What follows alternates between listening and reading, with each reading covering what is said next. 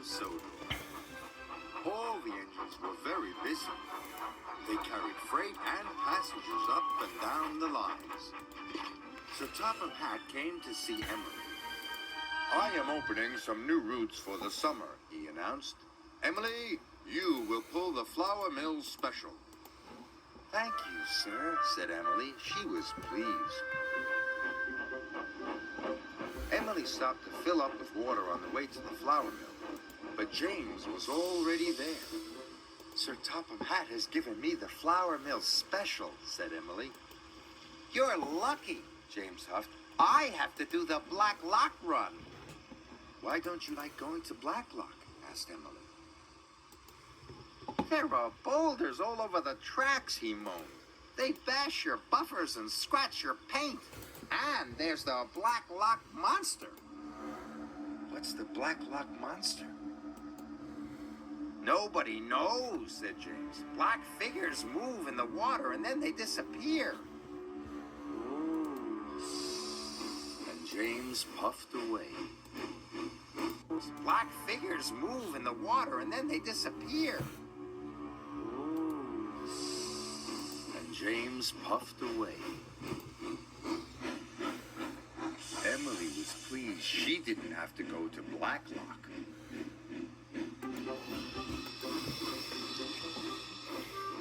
At the flour mill, the flour had been loaded onto trucks.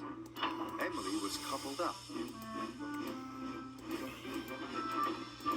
Then she puffed across the countryside to Knapford Station. Then she puffed across the countryside to Knapford Station. But the troublesome trucks saw a chance for mischief. Hold back, they screeched. Emily pulled as hard as she could. But the troublesome trucks made her go very slowly.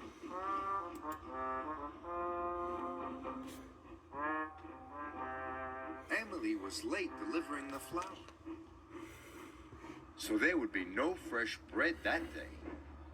Sir Topham Hatt was cross. "This means I won't have any toast or muffins for breakfast. If you are late again, you will have to do the Black Loch run instead of James." Emily didn't want to have her buffers bashed by boulders, and she didn't want to see the Black Loch monster. "And you will have to do the Black Loch run instead of James." Emily didn't want to have her buffers bashed by boulders, and she didn't want to see the Black Loch monster. "I must get the flour to the station on time," Emily puffed.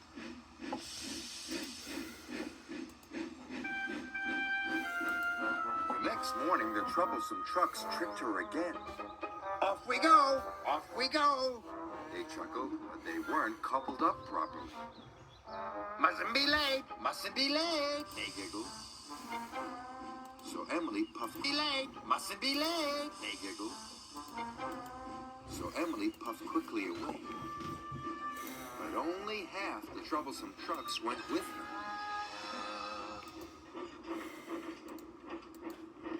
Emily arrived at the station. Emily arrived at the station. "But you've only brought half the flour," the station master cried.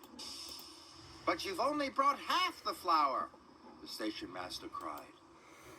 So Emily had to go back for the rest of the troublesome trucks. "Oh no," Emily cried. "I don't want to get the Black Loch run." When Emily arrived at the mill, the trucks were more troublesome than ever. "Emily, the late engine, Emily, the late engine," they sang. This made Emily very cross, and she biffed them very hard. "Oh no," they cried, and they splashed into the duck pond. Emily was covered in a floury mess.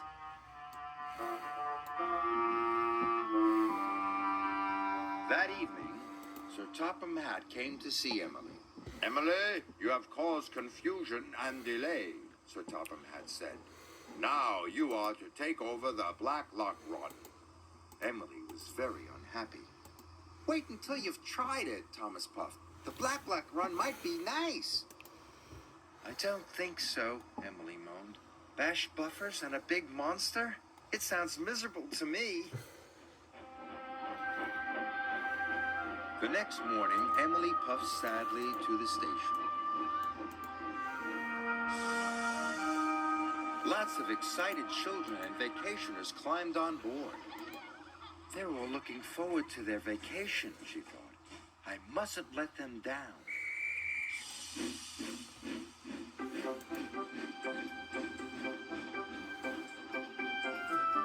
Soon, Emily was steaming up hills and through valleys. I bet it won't last, she said to herself.